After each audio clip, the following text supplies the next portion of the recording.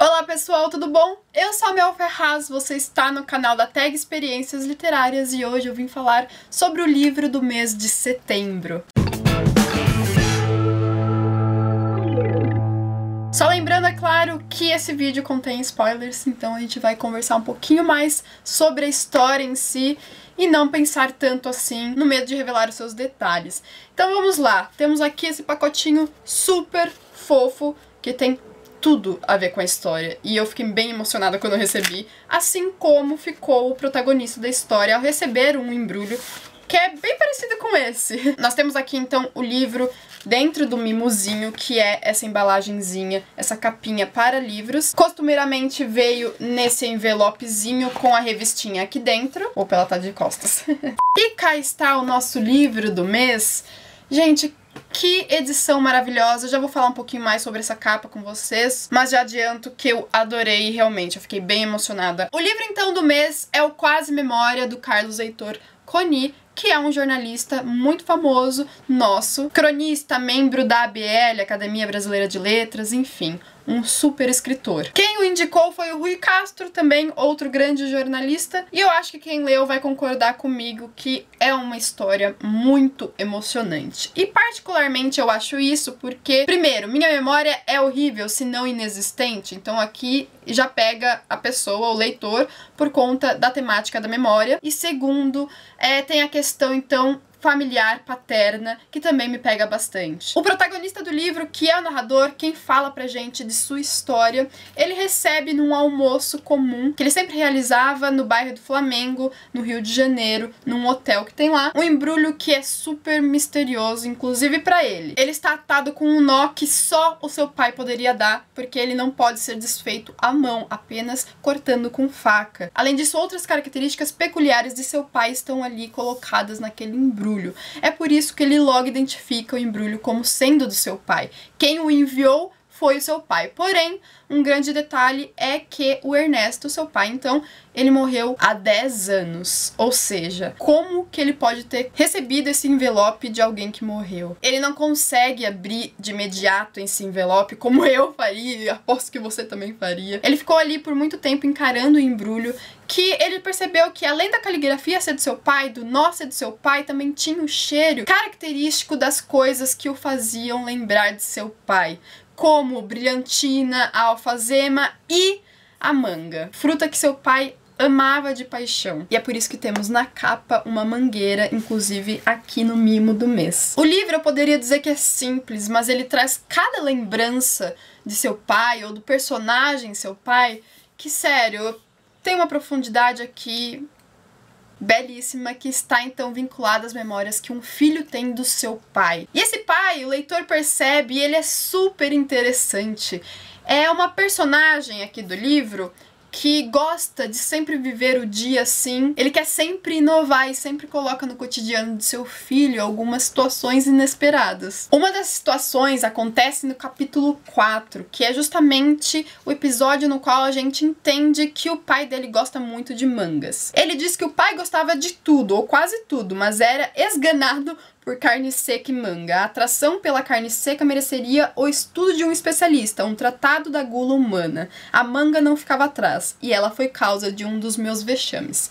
Esse vexame, então, se trata justamente de quando ele estava no seminário, então ele tinha ali como professores padres, e o pai de um dos padres morreu. Eles foram então no enterro, num cemitério, e ali estava o seu pai entre as sepulturas, aguardando ele com uma caixa de caramelos. E ele não poderia estar ali, porque era um regime ali mais recluso desses alunos. O pai sutilmente colocou a caixa de caramelos, sem que ninguém visse, no bolso de seu filho, e estavam ali todos rezando em volta do caixão, quando de repente o Ernesto, o pai dele, cai de uma árvore em cima de todos os adornos ali que iriam sobre o caixão.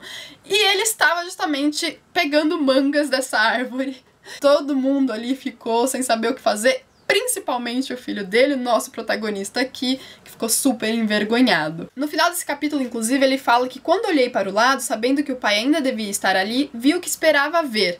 Ele catava as mangas maduras no chão. Ou seja, não contente com ter caído e atrapalhado todo o velório, ele foi lá e queria ainda levar para casa as mangas. E aqui a gente pode perceber uma característica muito própria de crônicas, do cronista, que é uma ironia, às vezes sutil, às vezes não tanto assim. No livro ele coloca isso, inclusive, como um bom cronista, esse livro aqui é quase uma crônica, tem bastante das características de uma crônica mesmo, ou aliás de várias crônicas, né? De várias crônicas na qual o protagonista de quem escreve é o seu próprio pai. E é interessante saber que esse livro aqui, ele surgiu de um sonho que o Carlos Heitor Coni teve, de ter recebido então esse embrulho do pai, e foi quase uma crônica. De crônica se transformou num romance, num livro inteiro. É quase memória, é quase romance, é quase uma crônica também. Outro episódio super importante aqui na narrativa é o dos balões. Na verdade, essa temática, né, os balões, aparecem em quase todo o livro, porque era algo que o pai dele gostava muito de fazer. E é algo que também deslumbrava muito a criança Coni. Em determinado momento do livro, deixa eu ver que capítulo que é aqui pra vocês. Capítulo 20, na página 211. Vai surgir então no quintal da casa do Coni, um balão que na verdade o próprio pai dele tinha soltado alguns dias antes. E ele sabia que era o próprio balão porque os balões do seu pai eram assim reconhecíveis de longe, porque eram muito bem feitos. O pai dele adorava fazê-los. E é muito bonito ver como ele descreve o pai dele capturando esse balão, que tem um certo perigo ali em capturar balões, certo? Por conta do fogo, enfim. Inclusive ele diz que logo depois foi proibido soltar balões. E é algo também que os dois perdem ali na relação dos dois, porque eles tinham quase que como um ritual ali de confeccionar os balões e soltá-los, ou capturar outros, inclusive os deles próprios. E é muito bonita a descrição da cena na qual o pai dele captura esse balão dele aí. Então a gente percebe o encantamento que o filho tem com seu próprio pai. Ele termina dizendo que tombado, exausto como touro ensanguentado na arena, o balão se rendeu, vencido, cadáver, animal fatigado que escolhe o lugar onde nasceu para morrer. E logo em seguida ele também fala da teoria das coincidências que o pai dele colocava ali pro bairro, pra família, enfim. Porque eles acham que é muito coincidência o balão voltar pra eles. Mas ele diz que todos falavam em coincidência até que o pai se aborreceu e declarou que não acreditava em coincidência.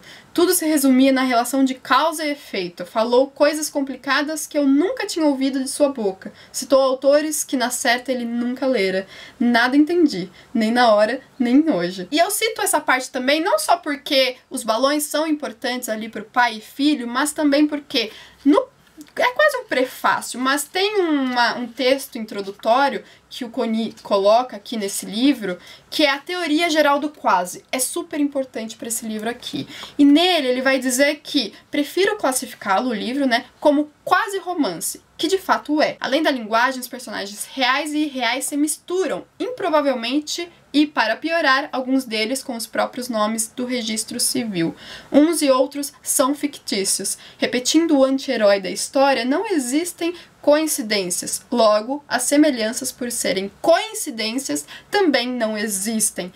Aqui fica então a discussão do quase romance, né? Do quase história verídica, que é o âmbito da autobiografia, autoficção, que hoje em dia está muito em voga. A questão que ele coloca aqui dos nomes próprios é algo bem interessante, porque, na verdade, alguns autores, alguns críticos e teóricos definem a autoficção como sendo uma mistura, então, de ficção com algo real, e esse real trazendo até os nomes de registro de pessoas aí que existiram realmente.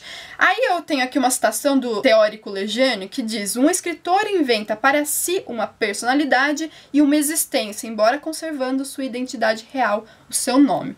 Aqui então a gente fica comprovado isso. E o Le Carne, um outro teórico sobre a autoficção, diz que uma verdadeira invenção de uma personalidade sob seu próprio nome. A autoficção começa a surgir lá pela década de 1970 e ela começa realmente a ganhar força mais ou menos lá pelos anos de 1990, 95, que é quando então nós temos a publicação desse livro aqui, em 95. Mas isso, antes de chegar aqui no Brasil, lá na França, né? Eu citei aqui 2 teóricos franceses, Lejeune e Lecam. Talvez essa seja uma das coisas importantes desse livro, né? Ele pega uma característica lá do exterior e já coloca como inovadora aqui no Brasil. É algo que, na verdade, só nos dias de hoje é que vai se intensificar aqui e, na verdade, no mundo inteiro. Em 2014, um dos principais teóricos sobre, então, a autoficção, o Dubrovsky, ele vai dizer que a autoficção é a matéria estritamente autobiográfica, mas de maneira estritamente ficcional, o que eu acho muito bonito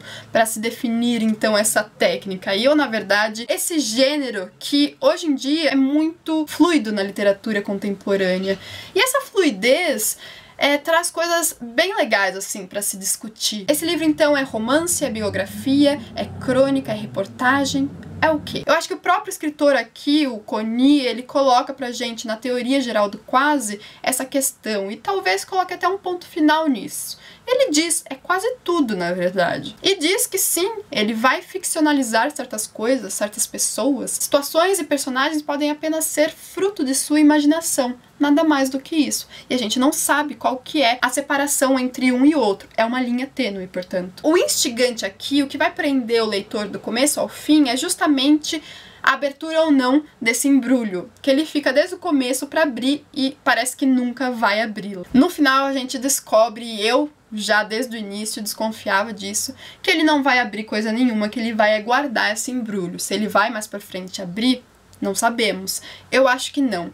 Eu acho que no final ele quis dar a mensagem de que não se precisa do concreto para se lembrar das pessoas que realmente nos importam. Porque aqui ele vai meio que acertar as contas com o seu pai, né, que era uma pessoa amorosa, mas que também proporcionava algumas mágoas. Isso é normal, certo? E uma coisa interessante nisso é que várias características do embrulho, inclusive o cheiro da manga, que temos aqui a capa, então projeto editorial lindíssimo, o gráfico inclusive, né, sobretudo, traz à tona para ele, então, essas memórias, né, essas quase memórias. Isso é muito recorrente na literatura, principalmente depois de Proust, com a sua série Em Busca do Tempo Perdido, que temos ali no primeiro livro, No Caminho de Swan, o fio da memória sendo puxado a partir de Madeleines no Chá. E olha só, esse livro também é considerado quase como uma autoficção, então uma pseudo-autoficção. Proust foi sensacional, fica aí também uma outra indicação para vocês.